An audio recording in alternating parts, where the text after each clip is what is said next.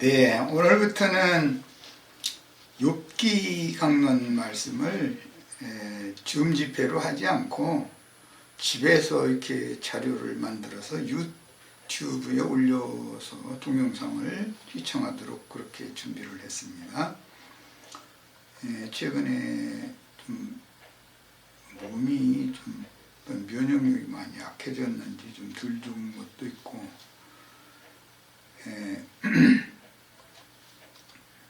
좀 무리를 하나 싶은 생각이 좀 들어서요. 이렇게 준비를 했어요. 자, 이제 욥기 매주 월요일 날 나누는 욥기 집회는 줌 집회로 하지 않고 집에서 자료를 만들어서 유튜브로 올려드리도록 하겠습니다.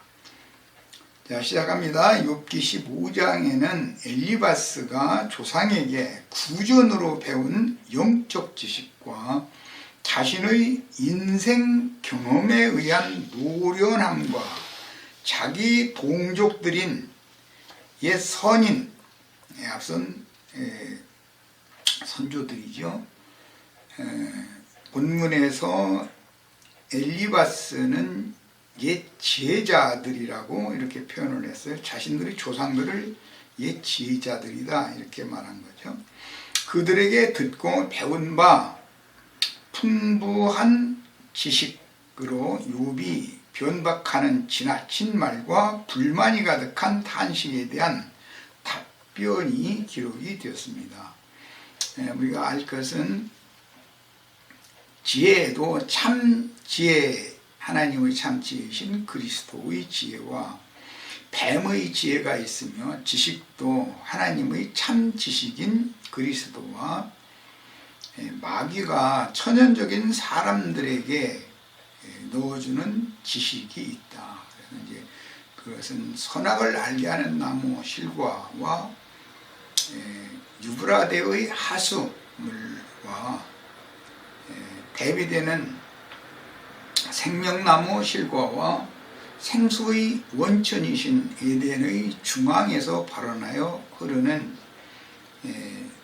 맑은 물 이걸 대비하고 있습니다. 그러니까 우리는 천연적인 사람들이면서 종교적인 사람들인, 즉 믿는 사람들인 엘리바스와 욥의 그 대화를 통해서 현대 교회의 지혜자를 자처하는 자들인 교계의 그런 유식한 사람들과 영적 참 지혜, 참 지식을 대비하여 그리스도를 생명으로 얻는 데 도움을 받아야 하겠습니다. 이 욥기를 이렇게 추구하는 목적은 전반부에 나오는 욥과 그 친구들의 상태를 후반부에 주님을 참되게 만난 욥과 그 친구들과 대비하면서 참 지혜와 참 지식을 얻는 데 도움을 받을 목적으로 욥기를 지금 추구하고 있는 거예요. 자, 엘리바스의 말 속에는 인생 연륜의 노련함이 배어나오지만 여전히 철저하게 선악을 알게 하는 나무의 실과를 따먹은 옛사람의 사고인 인과응보의 사상에 기초한 흔히 말하는 인본주의 신학이라고 말하는 인생 철학에 기반한 지혜와 지식을 지금 말하고 있습니다. 엘리바스의 첫 번째 반론에서는 비교적 유순한 말씨로 욥을 가르쳐 반박했지만 이번의 반박에서는, 즉 욥기 15장 이후의 반박에서는 욥에 대하여 적개심을 보이는 말투가 바뀌었는데, 이것은 욥이 그 친구들의 말을 반박할 때 너무 과격하고 직설적이고 자기중심적인 논리로 친구들을 지혜가 없는 자들이며 자신은 지혜롭고 의롭다고 강변하였기 때문입니다. 이런 경우는 싸우자는 이야기를 하는 거죠. 결과적으로는 욥과 그 친구들이 변론을 하게 된 것은 천연적인 옛사람 안에서 그 선조 대대로 가르침을 받아온 교육에 기반한 것이고, 천연적인 삶 속에 조성된 뱀의 지혜와 뱀으로부터 받은 지식으로 그 인격이 조성되어 있기 때문에 서로가 자기가 아는 지식과 자기가 얻은 지혜가 너보다는 내가 더 높고 더 훌륭하다, 이런 관점을 가지고 있기 때문에 끝없는 변론을 하되 유식한 말로 아주 유창한 언변으로 서로 간에 이런 변론을 주고받게 된 거예요. 그런데 이런 욥과 그 친구들의 변론 속에서 우리는 하나님의 지혜와 하나님의 지식인 그리스도를 얻는 것이 목적이니까 말씀을 잘 분별해 가면서 들을 필요가 있습니다. 욥기 시작 말씀에서 엘리바스는 욥에게 대만 사람 엘리바스가 대답하여 이르되 지혜로운 자가 어찌 헛된 지식으로 대답하겠느냐라고 이렇게 시작을 합니다. 이 말은 욥이 헛되이 지혜로운 채하고 지식을 갖춘 채 한다라는 말이죠.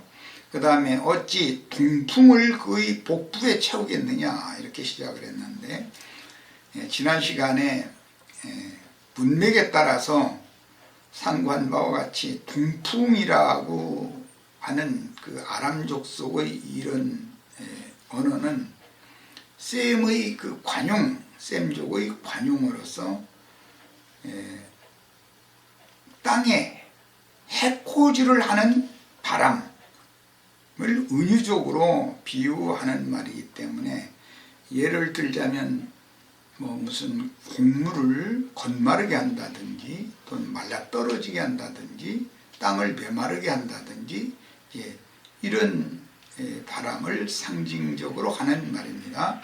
그러니까 악령들의 강한 움직임에 대해서 동풍이라고 셈족은 관용구로 말을 하는 겁니다. 그 다음에 복부에 채우겠느냐 그랬는데, 이건 지난번에 말씀드렸었던 것처럼 베텐이라는 이 말은 속이 이렇게 비어있는 어떤 공간을 염두에 두는 표현으로서 이것은 흔히 자궁이라고 번역을 합니다. 그리고 이것은 속에 내실을 채우지 못한 인간의 마음을 상징하는 말입니다. 이것도 셈족의 관용구죠. 그 다음에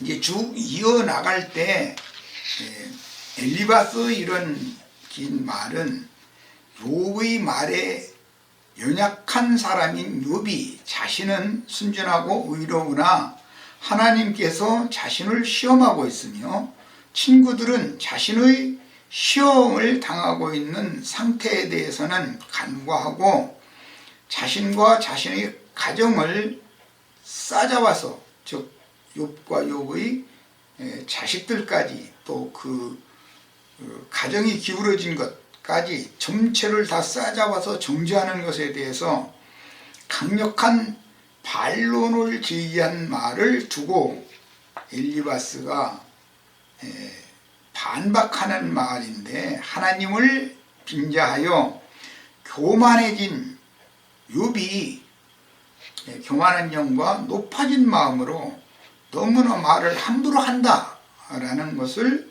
정죄하려고, 지적하려고 지금 하는 말입니다. 엘리바스의 이 말 속에는 인생적으로 볼 때 한참 후배인, 왜냐하면 엘리바스는 욥의 아버지보다 나이가 많은 사람이기 때문에 아마 욥의 아버지는 죽었을 것이고 엘리바스는 욥의 아버지보다도 동년배거나 혹은 연상의 나이임에도 살아있는 중이죠. 욥이 자신의 충고를 묵살하고 나도 너희보다 하나님의 권능과 인생의 이치를 더 잘 알고 있다. 이렇게 한 말에 대해서 깊은 촉개심을 느꼈다는 것이지요. 내심으로는. 욥은 아무 생각도 없이 그런 말을 내뱉었지만 어른으로서 점잖 빼고 있던 엘리바스 입장에서는 이 욥이라는 사람이 그 영이 너무 교만하고 그 마음이 너무 높아져 있다라고 판단을 했던 것이죠. 물론 욥은 친구들의 정죄하는 말들을 전혀 받아들이려 하지 않았고 수용할 마음의 준비가 되어 있지 않은 그런 상태라는 것을 알 수가 있는데, 이는 욥도 그 친구들처럼 선악을 아는 지식으로 조성되어지고 그 영은 죽은 상태로서 그 교만한 마음이 하늘에 닿도록 높아져 있기 때문에 이렇게 다 같이 죽은 영과 교만한 마음을 가지고 있는 사람들이 모여서 어떤 주제를 가지고 토론을 하면 서로가 결과적으로는 정죄하고 네가 틀렸고 내가 옳다, 이런 결론의 말을 할 수밖에 없는 것이죠. 이건 속세에서 뭐 국회의사당이나 또는 텔레비전에 유명한 어떤 이름 있는 사람들을 불러가지고 토론을 시켜보면 꼭 일어나는 일이죠. 그건 들어보나 마나 그건 결과가 뻔한 거예요. 답이 나오느냐? 답이 나오지도 않지요. 그러니까 욥기 15장 7절 8절 네가 제일 먼저 난 사람이냐?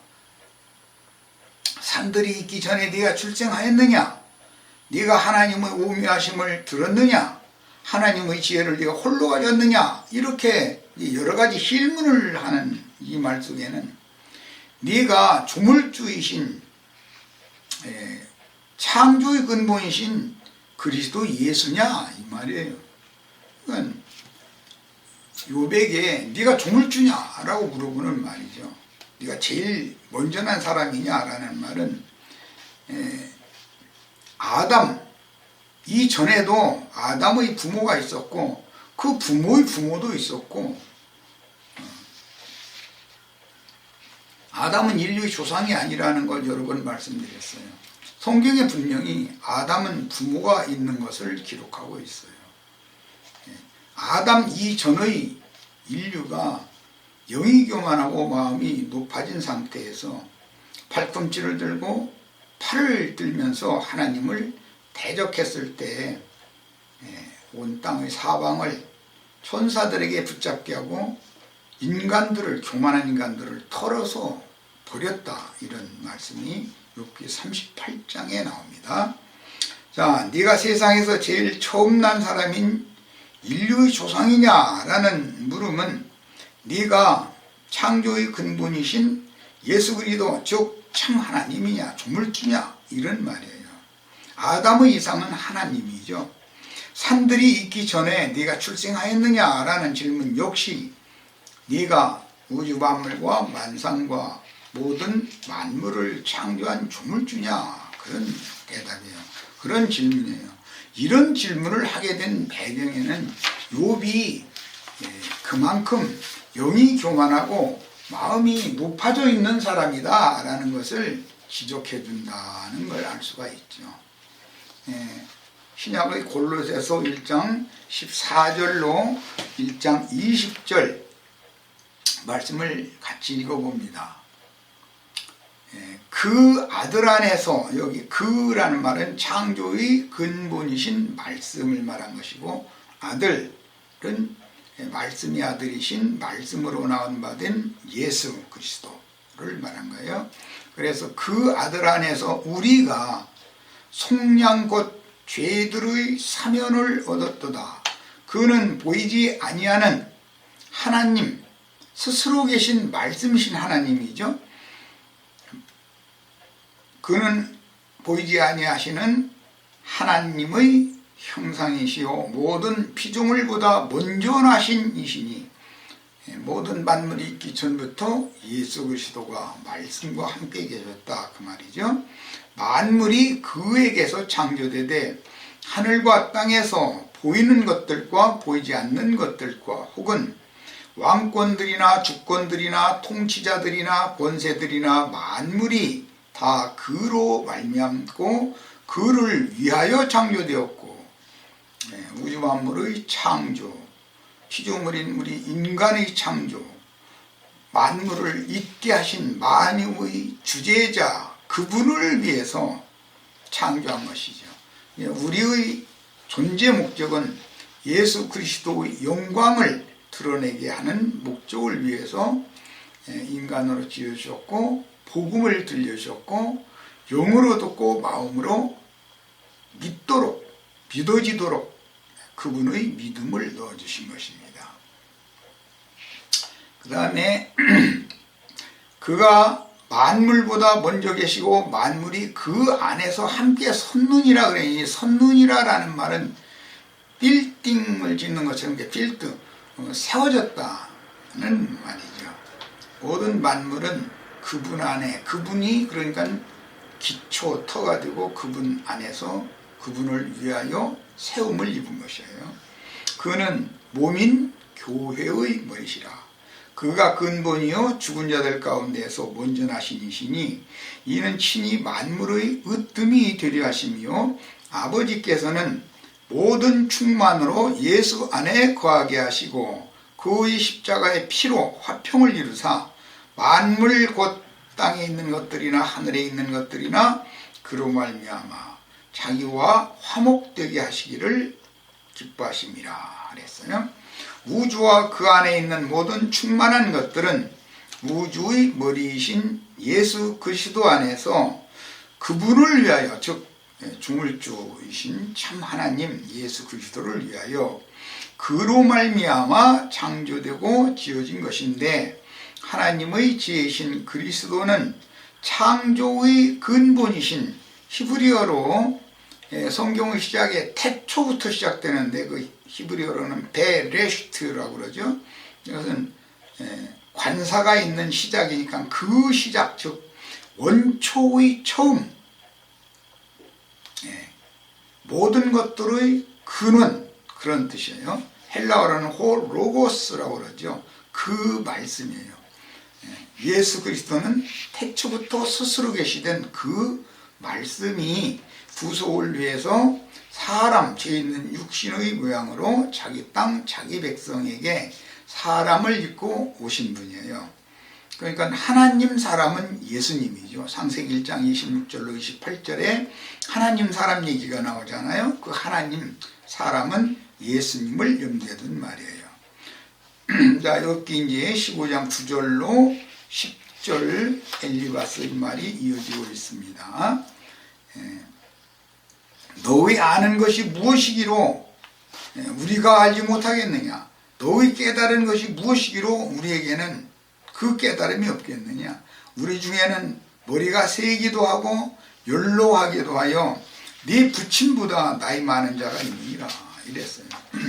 그러니까 이 말은 욥의 친구들은 다 욥보다 연상이고, 그 중에 엘리바스라는 그 욥의 친구들 중 한 사람은 욥의 아버지보다도 나이가 많은 사람이었다. 지금 욥기 15장에서 이 말씀들을 하시는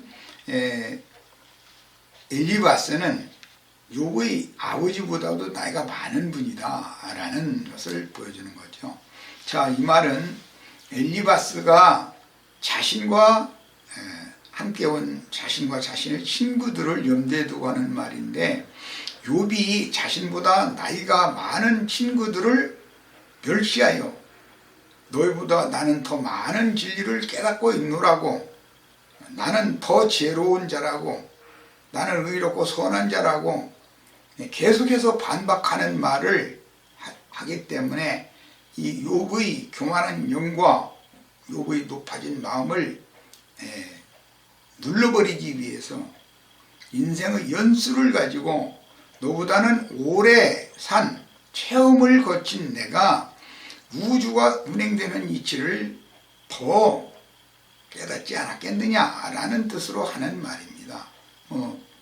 셈족은 그 하나님의 창조의 그 순서, 창조 질서, 이걸 굉장히 중요하게 여기기 때문에 선배를 후배가 무시하는 것은 셈족에게서는 있을 수 없는 일이죠. 용납되지 않는 일이었던 것이에요. 엘리바스는 욥의 부친보다도 연세가 많은 연상의 어른이기 때문에 그 당시로 보아도 욥보다 인생 경험이 풍부한 아람 족속의 연로한 한 족장이었다는 것을 알 수가 있습니다. 그런데 욥은 창조의 순서인 상하도 가리지 않고 너무 높아진 영어로 불필요하게 많은 말을 함부로 내뱉었다. 이것은 현대의 독자들이 읽어도 쉽게 이해할 수 있는 그런 문구였습니다. 그는 셈족이 가장 중요하게 여기는 윤리와 도덕적으로도 완벽하지 못한 사람이었고, 즉 욥은 매우 급한 사람이었어요. 그래서 신약 성경의 가말리엘의 문화생이었던 사울과 같이 아주 급한 사람이고 자기 관념이, 자기의 오름이 너무 강한 사람인 것을 알 수가 있죠. 이런 사람에게는 친구가 없죠. 왜냐하면 그를 가까이 하면, 가까이 하고자 해도 가까이 하면 그의 함부로 내뱉는 말에 의해서 상처를 받기 때문에 친구들이 다 버리고 떠날 수밖에 없는 거죠. 멀리하게 마련이에요. 나를 멀리하는 것은 왜 그런가? 다 내 말 때문이에요. 또 그 말은 그 사람을 보여주는 거기 때문에 그의 말 속에는 그 인격이 묻어나오는 것이거든요.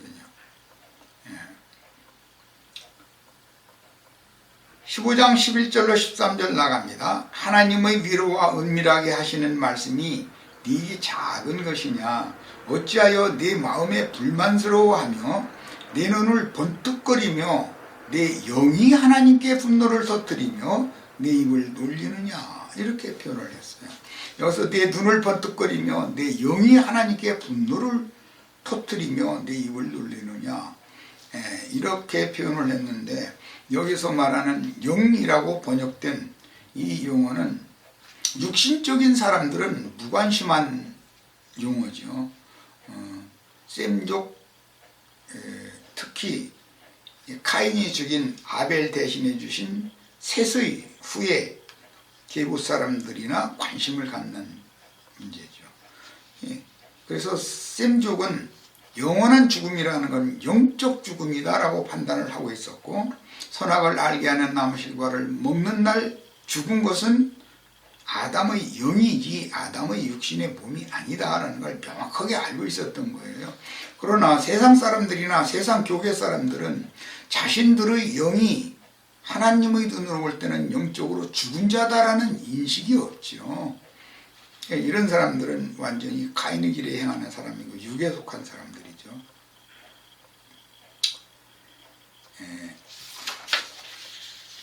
다음에 엘리바스의 이어지는 말씀에 14절로 16절, 사람이 어찌 깨끗하겠느냐? 여인에게서 난 자가 어찌 의롭겠느냐? 하나님은 거룩한 자들을 믿지 아니하시나니 하늘이라도 그가 보시기에는 부정하거든. 하물며 거룩한 자들을 믿지 아니하나니, 하나님은 거룩한 자들을 믿지 아니하나니 하늘이라도 그가 보시기에 부정하거든. 하물며 악을 저지르기를 물마심같이 하는 가증하고 부패한 사람을 용납하시겠느냐? 이 말은 영적으로 죽은 자들은 절대 하나님이 용납하시지 않는다, 그런 뜻이에요. 이것은 셈족이나 사용하는 관용구다라는 걸 염두에 두셔야 됩니다. 엘리바스 이 말은 사실입니다. 창세기 시작에서부터 선악을 알게 하는 나무실과를 따먹은 날 죽은 아담은 영적으로 죽은 흙사람인 것이고, 짐승을 잡아서 피를 흘리고 그 가죽을 벗겨서 아담의 부화과나무 잎으로 만든 치마를 대신 입혀주신 구속을 입은 새 아담은 둘째 사람이며 예수 그리스도를 상징한다. 첫 아담과 둘째 아담, 아담은 두 아담이 있다. 이걸 꼭 이해를 잘 하셔야 됩니다. 자, 신약의 용어로도 성경에 의인은 없나니 하나도 없으며 라고 말씀이 나오는데, 같은 사상이고 이런 사상에 기초하지 않으면 복음이 무의미하고 예수 그리스도의 오심과 유일한 참 제물로 죽임을 당하시고 영으로는 다시 살아서 회개한 모든 육체들에게 그분의 신을 부어주시는 하나님의 돌아오심, 죽은 죄인들, 영적으로 죽은 죄인들을 찾아오셔서 죽은 영을 살리시는 임마누엘의 하나님을 이해할 수도 없고 알 수도 없죠. 그 다음에 욥은 자신 안에서 순전하고 정직했으나 하나님 앞에서 자신의 순전함과 정직함을 주장할 만한 육체는 없으니 그 역시 그의 모친으로 말미암아 불결한 피로 잉태되어 세상에 태어났으므로 그의 생명의 근본이 부정하기 때문에 욥도 역시 여자가 난자 중에 들어가는 것이죠. 그 친구들 뭐 당연히 그런 것이고, 우리의 겉사람이라고 하는 것은 다 부정한 피로 땅의 생명을 얻어서 잉태된 사람들이기 때문에 하나님의 눈에 볼 때는 그런 사람은 의인이 하나도 없다는 거예요. 물론 선인이 하나도 없다는 거예요. 지혜자도 없고 지식자도 없는 거예요. 이런 거에 대해서는 명확한 이해가 필요합니다.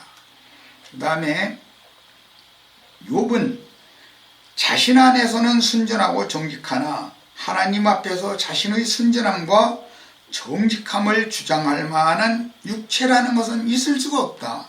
여자가 낳은 자라는 건 육체라는 말인데, 그 속에 그의 모친으로 말미암아 불결한 피로 잉태되어 세상에 태어났기 때문에 욥 자신도 그 생명의 근본이 부정하다라는 것을 인식할 필요가 있는 거예요. 그런데 욥은 이제 이런 것을 지금 막 무시하고 있는 중이죠. 그래서 이제 연장자인 엘리바스는 이걸 지적을 해주는 거예요.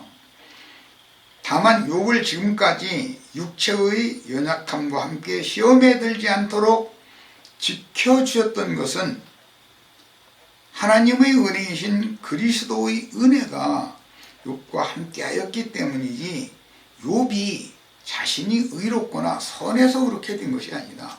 그러므로 천연적인 사람이 의롭거나 선한 사람은 있을 수가 없다라는 것을 지금 근본의 문제를 지적하고 있는 거예요.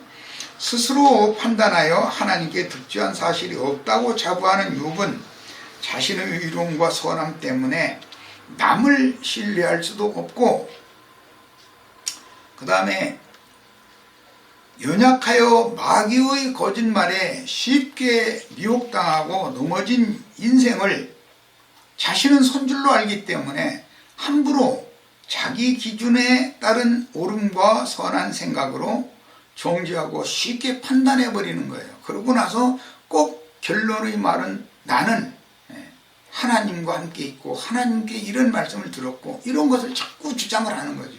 그건 참 거듭난 사람들로서는 도무지 이해할 수 없는 사람이죠. 그 종교인이죠. 근데 이런 데서 다 구원을 받으셔야 됩니다. 욥과 욥의 세 친구가 인간이 어떻게 의로울 수가 있느냐, 오직 하나님만 의로우시다 라는 요지로 서로가 변론을 하지만, 네 사람 중에서 나는 의롭고 선하지만 너희는 불의하고 불선하다라는 그런 배경을 깔고 말을 하고 있기 때문에, 이게 말은 너무 그럴싸하게 말을 하고 은쟁반에 금붓을 굴러가는 것처럼 그런 언변으로 이사여구를 사용해서 고차원적인 그 언어를 구사하고 있지만, 하나님이 듣기에는 이게 모두 위선자들의 말장난이라는 것이죠. 사람이 자기의 의를 자랑하려고 하나님의 의를, 즉 그리스도를 모른다면 하나님에 대하여 남을 가르치거나 남을 함부로 비방 혹은 판단하는 짓은 선악과를 먹은 죄인된 옛사람들의 행습인 것이다. 그런데 본인이 하는 말은 거듭난 영으로 말을 한다, 이렇게 주장을 하는 거예요. 이 정말 참 이런 사람 만나면 힘들죠. 만약에 자신이, 즉 옛사람의 육적 자아인 혼생명이 욥의 혈기와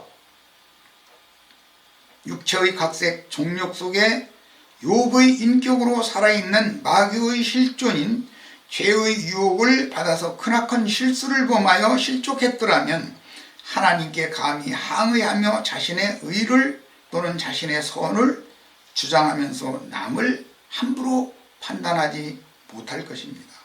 인간들은 세상에 사는 동안 대과 없이 무난하게 일생을 마치기를 원하지만 그런 경우는 인간이 스스로 범법을 멀리하고 하나님의 의와 견지려 하는 뱀의 미혹을 받아들이는 세상적인 교육을 받은 학습 효과 때문인데, 스스로는 씻을 수 없는 대과를 범한 사람이 오히려 깊이 뉘우치며 하나님의 자비와 그리스도의 은혜를 구하기가 쉽습니다. 이게 복음의 능력인 것입니다. 율법을 먼저 주시는 목적은 흙사람 속에 육의 어떤 눈이나 어떤 방법으로는 증명할 수 없는 신앙 양심과 마음의 정신력이라는 것을 넣어 주셔서 참 하나님을 찾도록, 자신이 범거하면은 가책을 받고 뉘우치도록 지어진 것이 사람의 구조다, 이런 것을 기본적으로 깨달을 필요가 있습니다. 자, 시간이 됐으므로 첫 시간 여기까지 해서 마치도록 하겠습니다.